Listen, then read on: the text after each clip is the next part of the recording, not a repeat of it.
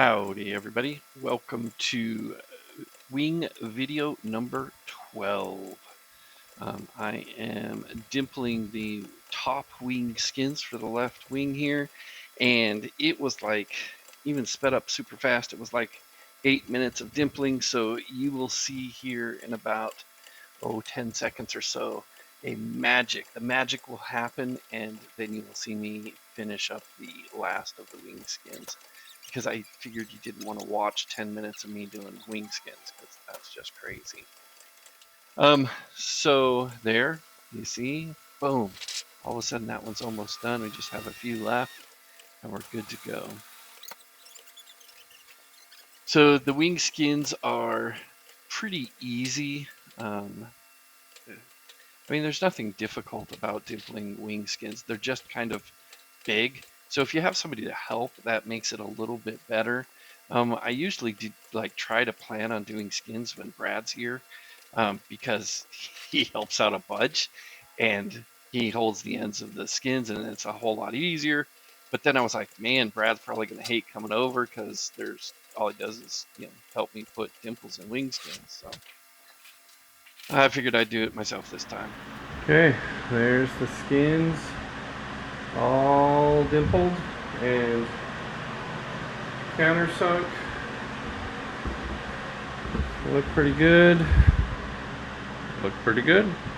I'm gonna get the J channels done and then clean coat all together, and actually I gotta prime it then, so we'll do that. So I am working on these you cut, like one of the very first wing videos, I cut these J channel, the J stiffeners, and I put them up because it's like, oh, just put those away, you'll get to them. Well, this is where you get to them. So I got them out of storage and I was cleaning them up and dimpling them, and I will do that to the short one and the long one. I do have some pictures I will share with you here in a quick second, that will show kind of how those two fit together. And I originally, in one of the first things, I was like, man, that's weird. Why do they want us to cut that way? And does it fit inside, or how does it fit? Well, I will show you a picture right here. This is exactly how they're supposed to fit, just so you can see it. There you go. So that's me just finishing dimpling that J channel, or the J channel stiffener. I don't even know what those things are called, but they're kind of crazy. But while I'm doing that, I will tell you a joke. So I have one kind of stupid joke and one joke that is probably inappropriate. So I'm going to tell you the stupid joke first, and then if you want to hear the inappropriate joke, or you don't want to hear it, you need to fast forward for like 15 seconds. But first, I don't know if you see that the 12-inch back riveter I have there. That is really nice for the middle part of those ribs. So like, you can get down to like the second to the last one, maybe third to the last one, close to the spar. And you can get up to 2 or 3 or 4 close to the rear spar. But it doesn't work so well because you can't bend the rib out of the way enough. And so it works really, really well in the middle there. Oh, and that's my little flashlight. It is awesome, the little Milwaukee flashlight. I highly recommend one of those. They have them at Home Depot. It has that little clip on it, and you can just clip it in there. It gives you plenty of light. It's very bright. It's awesome. You just move it around. It's fantastic. So I highly recommend that as well. But with that straight back riveter, you couldn't really, and we had to redo, you'll see here later in this video, we redid probably 4 or 5 or 6 of those rivets that were near the rear spar. So I would highly recommend getting this next tool.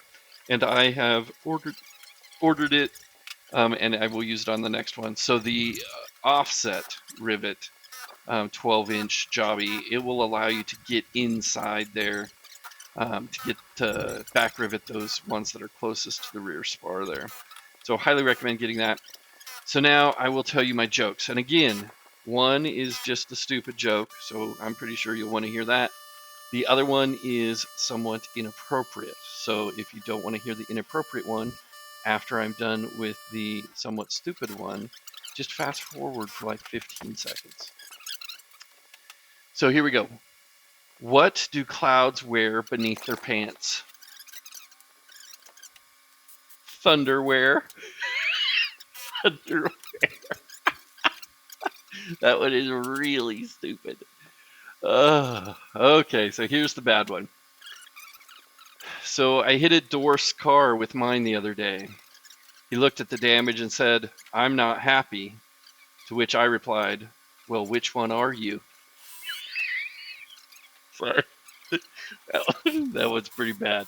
So I apologize if you were offended by that, but it was hilarious. So you have to be okay with it.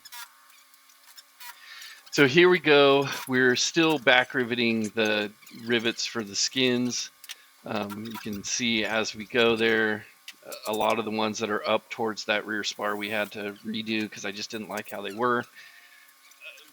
Long story short, get the offset rivet, the long one for back riveting. It will help out with those a lot. When I do the right wing, I'll do a video showing how that one works so you guys can see the difference there.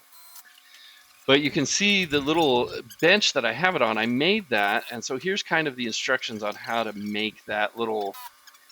It's just a little jig that the spar fits in. So it's basically two 2x6s put together with a spacer in between, and then on the top of that, I put a insulated foam piece. I cut the 2x6s 10 feet 3 inches, so they fit. They're a little bit outside of the entire spar, and then there's a little piece in between them that's about 2 inches, 2.25 inches, something like that. And then you can see the foam sitting on top of those. So the spar actually fits, sits on the foam, which kind of protects it a little bit. And then you have a block that you put on the top, and you just kind of clamp the block to the spar, and that holds it in place really, really well. And then I bolted those 2x4s to that table, so now it's kind of one piece. I can move it around, and I don't have to worry about that falling or breaking or getting pushed over or anything. It's really, really solid. So if you want to know how to make it, there's the instructions for. It's really, really cheap too. I think the foam was the most expensive part, and it was $30. But 2x4s were 10, or the 2x6s were $10. And then I just used the pieces that I cut off of the ends of the 12-foot 2x6 as the spacers. So not a whole lot of material involved in making that. It's pretty simple. So here we're back riveting those as well. And you will see a video coming up. Me and Brad fixed a few of those. I just didn't like. The instructions said to, not countersink them so deep, and I think a couple of them I didn't countersink deep enough, so we did redo those. So you'll see a video of that coming up. Oh, and there's management. Management came out to inspect our work and let us know if we were doing it correctly. And man, am I getting fat? I need to lose some weight. That might be on my agenda after this summer, is lose 40 or 50 pounds. We'll see how I do. But getting inside those 4 ribs that are on the inboard side of it it's easy when you're near the center of the rib, but it just gets really difficult as you get towards the edges of the rib because it's all hooked together and it won't bend out of the way. In the middle, it kind of bends out of the way and you're good to go. And then there you saw me move my light again. That light is fantastic. Highly recommended, the Milwaukee light there. If you don't have a bright light that you can kind of put in small places, I would highly recommend that one. And then we will finish up this video putting in rivets here on the top left wing skins. So as always, have fun, subscribe, like, share, and leave any comments that you might have. Talk to you later.